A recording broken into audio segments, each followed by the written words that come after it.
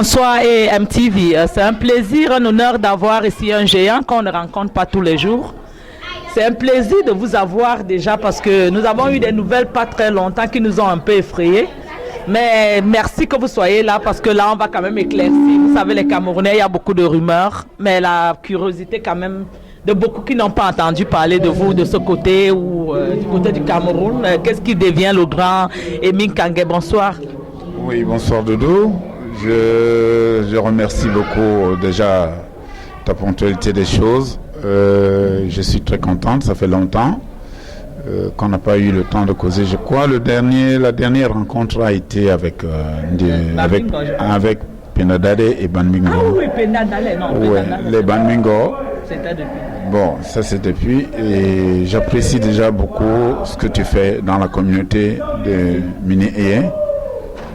Ne parlons pas du Cameroun, des États-Unis, de notre village, de notre pays, le Mongo. Et je suis vraiment très ravi de t'avoir ce soir, de te rencontrer aussi. Merci. Comme on dit toujours, Doudou a les questions qui provoquent. Qu'est-ce qui devient le grand Émile? Oui, je suis là, je suis vivant. C'est vrai que j'ai été un peu malade. J'ai été malade, je crois, j'ai passé tout le mois de janvier et tout ceci émane de ma tournée en Europe. Je suis allé en novembre, c'est là où j'ai eu ce coup de fouet, quoi. Je suis rentré, les rumeurs en courent toujours. C'est pour ça que je dis que c'est un plaisir de vous voir ici. Moi, je ne m'attendais pas. On m'a appelé du Canada pour dire, voilà, il est dans une civière, il a eu le stroke, il ne parle plus. J'ai failli démarrer pour le Québec. Bon, j'étais au Canada, je crois, c'était à Ottawa, une soirée, où les gens ont raconté, ont déconseillé l'organisateur en disant que il ne se lève même pas, il fait pipi sur place. Et enfin, tout ce qu'on a pu raconter. Comme d'habitude, personne n'a eu le temps de m'appeler ou de chercher à savoir. Mais il y a même eu des fondations qui sont passés sur Internet. Je ne sais pas si vous êtes... Je ne sais pas s'il y a eu... soutien à Émile Kangé qui est mourant au Canada. C'est très bien. Oui, c'est les gens de Camnet. Je ne suis pas membre de Camnet. Ils peuvent raconter tout ce qu'ils veulent. J'ai été malade, je ne veux pas le cacher. Mais je n'ai pas de stroke. Je ne suis rien. Je pense que Doudou, je suis en face de toi, mes bras... J'étais même surprise de te voir chanter. C'est pour dire que j'étais déjà ici. Au fond résine de l'apéro de Manga parce que j'ai pas pu aller à l'enterrement. Pourquoi? Parce que les billets étaient trop chers. Donc au fond résine, invité toujours par ce même groupe, j'étais ici, j'ai joué. Avant mon arrivée, il y a eu quelqu'un qui est allé à l'internet, les gens qui m'aiment beaucoup, que je le dise qu'ils m'aiment beaucoup. Quelqu'un qui a raconté comment est-ce que on m'invite à un fond résine pendant que je suis malade, je ne peux même pas me lever. Ma femme a fui, c'est ce qu'ils ont raconté. Ma femme m'a abandonné, je suis seul dans la maison, je ne peux même pas me lever. Mais heureusement, j'étais là dans la soirée et j'ai joué. Et pas un morceau, pas deux, hein? Pas un seul. Et ce soir, je suis venu au festival. Donc, je vais très bien. Que mes ennemis continuent à chanter ou à danser, à opérer tout ce qu'ils veulent. Le président Biya dit souvent, vous avez vu la pratique sorcière. Oui, mais ils ont dit, Biya leur a attendu, il leur a dit, on a dit qu'il est mort. Il dit, attendez-moi dans 20 ans. Donc, continuez à attendre Émile Kangé dans 40 ans. Donc, je suis vivant, je pense que Doudou, tu m'as vu performer ce soir. Donc, je suis là, je ne suis pas mort. Ceux qui veulent que je meure très tôt, je ne sais pas ce qu'ils vont récolter derrière mes fesses. Que Dieu leur donne encore beaucoup de jours à ne pas mourir. Mais c'est comme une malédiction, hein, grand Émile. Vous n'êtes pas le seul. Hein. Il y a Jacob Ngouni qui en souffre. On en parle. On a prêté tous les mois à Jacob Ngouni. J'ai dû l'appeler directement pour savoir ce qui n'allait pas en France. C'est pareil avec Solomona, avec Pierre de Moussi. C'est pas vous seul. Hein.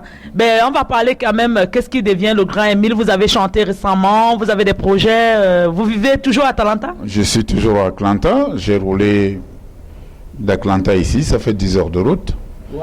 Voilà. Et je vais reprendre la route dimanche. dans la nuit, autour de 3 heures du matin, comme je fais d'habitude. C'est que quelqu'un qui a un stroke ne peut pas faire. Hein. Bon, alors, disons que je vais très bien, Doudou. Mais je le vois, mais vous avez des morceaux qui sont en vue ou alors vous... Je suis en train de travailler. Vous savez très bien que Mille Kangé, je ne suis pas trop pressé. Village Amatongé marche encore très bien. Oui.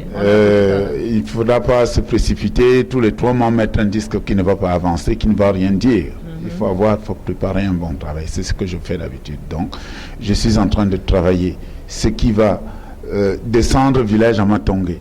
C'est-à-dire que quand je fais un titre, il faut qu'il soit au-dessus de l'autre. Donc, je travaille. Il y a un sujet, hein, c'est pas seulement pour vous, j'aime bien ce sujet-là, même comme il est provocateur. Je l'ai fait avec le grand Ekambi Brillant, Epé Koum, le jeune là, comment on l'appelle, Samidiko. Oui. Ben, je vais aussi vous attaquer un peu, Bendeka aussi. L'affaire Sokam Ndedi, la nationalité et tout ça là, qu'est-ce que vous pensez de tout ça? Je suis vraiment navré, je ne peux pas vous donner une réponse en ce qui concerne la Sokam. Je suis aux États-Unis. Des grands viveurs, si tu veux, des richards qui veulent s'enrichir derrière notre dos, qu'ils continuent à le faire. Tout ce que je regrette pour mon jeune frère Yango, je n'ai pas souhaité, ou je ne souhaite pas qu'il embrasse une route qui ne va pas terminer. Et j'ai été vraiment très mal en point quand on me parlait, qu'on l'a nommé et que, bon, vous savez, quand ça arrive, chacun sort, chacun veut dire, chacun sort ce qu'il veut dire, mais c'est pas, il ne faut pas s'attendre que je sorte quelque chose de mauvais de cet enfant, de ce monsieur. C'est moi qui l'ai fabriqué, il est fabriqué par moi, donc je ne vois donc pas comment le père va détruire son fils lui-même. Tout ce que j'ai aimé et que j'aimerais lui donner des conseils, c'est que la prochaine fois, qu'il n'embrasse pas quelque chose qui ne va pas finir. C'est tout ce que je peux dire. Oui, mais on ne peut pas lâcher un doyen. Hein. Je m'excuse si je suis lent, mais quand on a un doyen, quand vous, c'est pas tous les jours. Et Kambi, je l'ai fatigué la dernière fois, on était obligé de lui donner une chaise.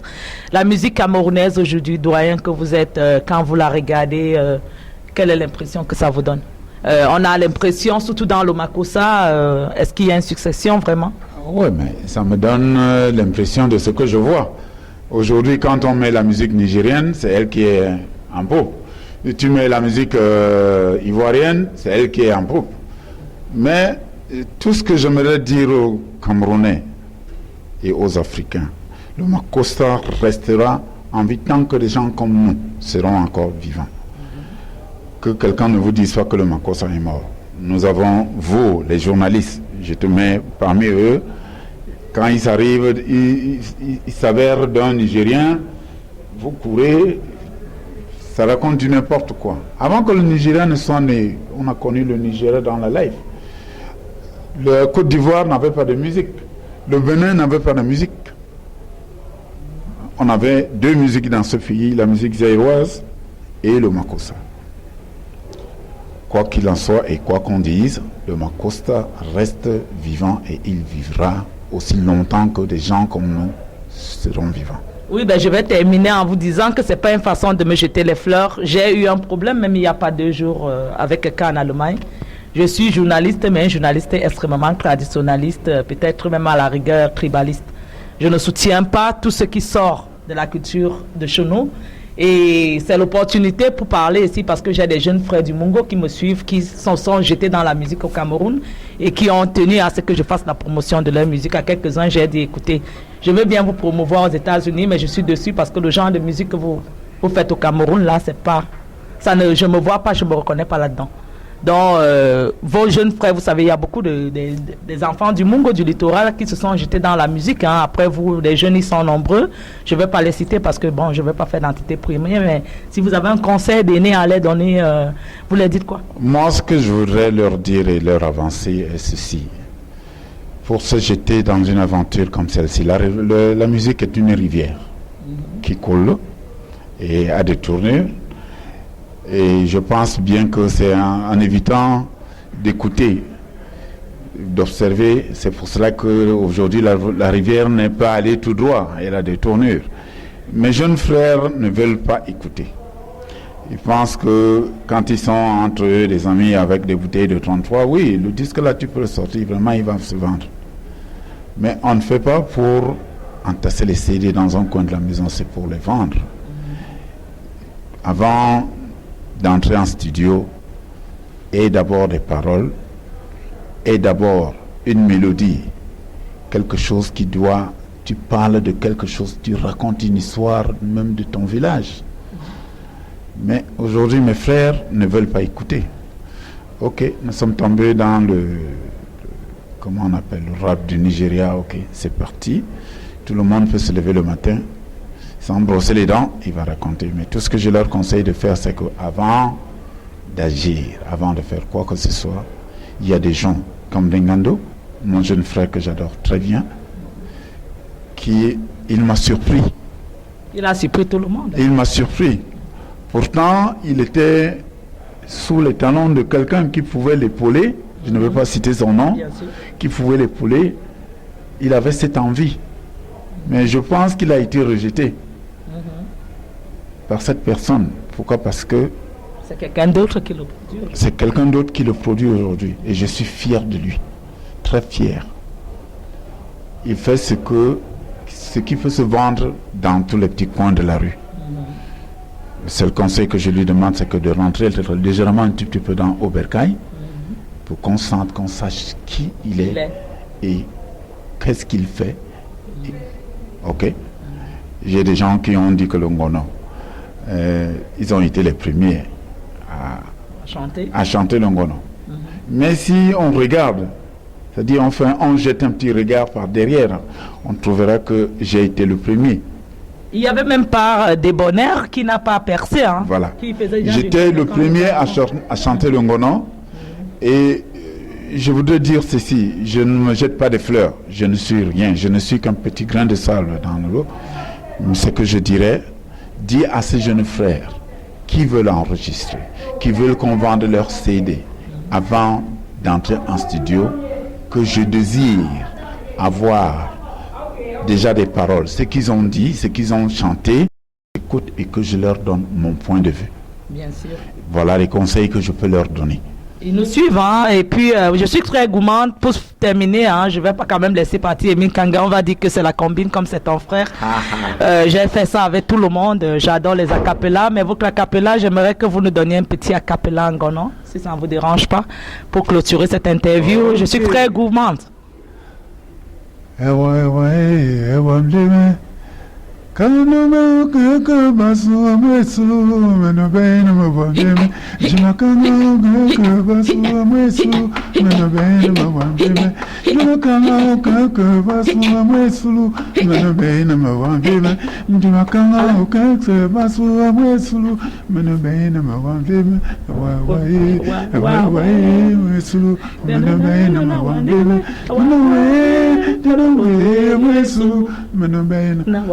Tu m'as laissé merci, vraiment. Mal de cœur. Merci, merci. C'est un plaisir, une bénédiction même pour moi, hein, parce que je me rappelle, Émile, il venait jouer à Yaoundé, j'avais à peine, je sais pas, 14 ans, quand il venait chez mon père, chez mon feu père Ngoulé, je l'ai vu pour la première fois invité par Bernard Gadingole le feu. Et c'est un plaisir pour moi d'être toujours à ses côtés. La petite fille est devenue vieille, bien sûr, avec mon père, comme on peut l'appeler, hein. Je ne peux pas l'appeler mon grand frère. Merci beaucoup, bon retour. Ça apporte beaucoup d'éclaircissement sur on a dit, on a, comme d'habitude, on l'a, vous le voyez, il est en santé, il est fort, il est sur ses jambes. On a dit. Et comme Jacob Bouni a dit, plus on dit quand tu vas mourir, plus il t'ajoute les années et nous te souhaitons 100 ans encore. C'est pas la première fois, hein. Et vous êtes resté jeune, hein, Émile. Ça, c'est quand même c'est la surprise. Hein. Il est resté toujours comme ce jeune garçon de 15 ans. Je suis jeune parce que j'évite la cigarette, j'évite la drogue, j'évite l'alcool. Je ne suis pas. Ah oui, je sais. Très. N'oubliez toujours pas que je suis une vieille ceinture noire et je continue mon sport tous les jours. Un bonsoir, coucou aux Camerounais qui vont vous regarder. Banbombo, à vous tous, bonsoir. Merci beaucoup. Émile.